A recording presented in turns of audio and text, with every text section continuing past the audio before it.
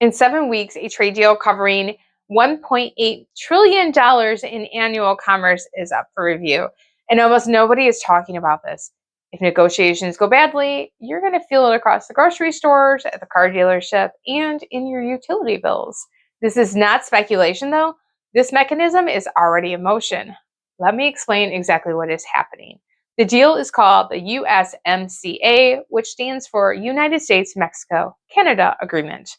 It replaced NAFTA back in 2020. It covers essentially everything that crosses the borders between the US, Mexico, and Canada. Think food, cars, steel, dairy, energy, all of it, because a lot of it crosses all these borders.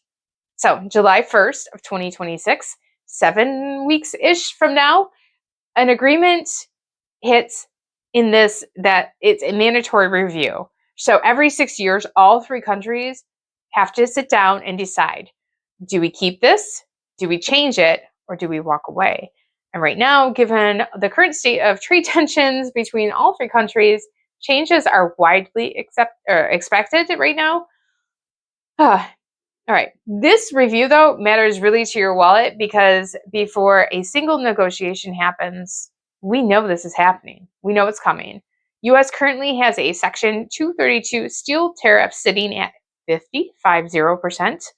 It is already hitting, and it's not just the raw steel that it's now started to flow into downstream, what they call derivative products. So think appliances and auto parts and packaging and construction materials.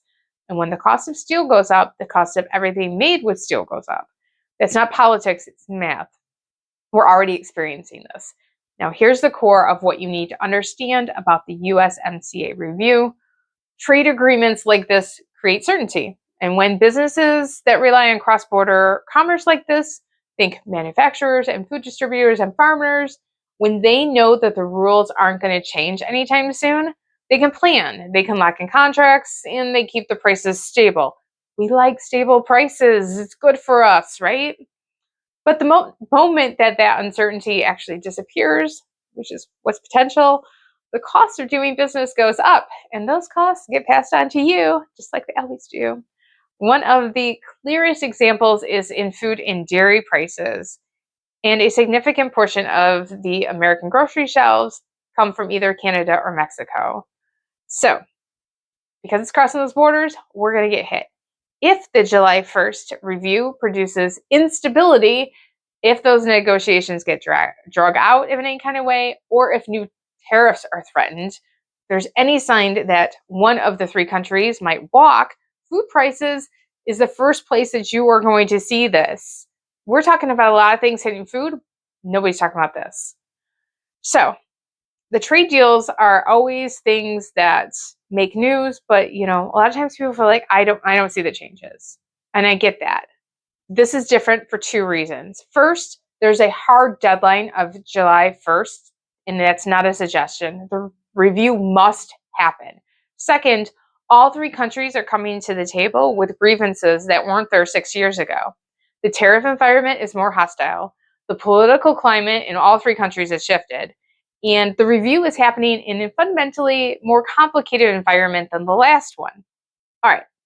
So, what can you actually do with this information? I need you to actually do something, right? Because honestly, you need to watch what's happening with the July 1st window. If you see anything that shows that these negotiations are stalling, there's threats of new tariffs between US with Mexico or Canada, that is your signal that downstream prices are going to be moving up. You are not powerless here. Being informed is the first step. You don't want to get caught off guard. If you need to make big purchases, try to do that before any potential increases. Cars, appliances, do what you can. If you can potentially stock up on any food, try to, freeze it, store it in jars, whatever you can do, because if you can pay less now, you are going to pay less in the future. All right. Now, let me know in the comments below, do you think that all 3 countries can come to some kind of agreement, or is this going to get worse for us like everything else? All right. Until next time, have a great day. Remember, think differently, take control, be a renegade.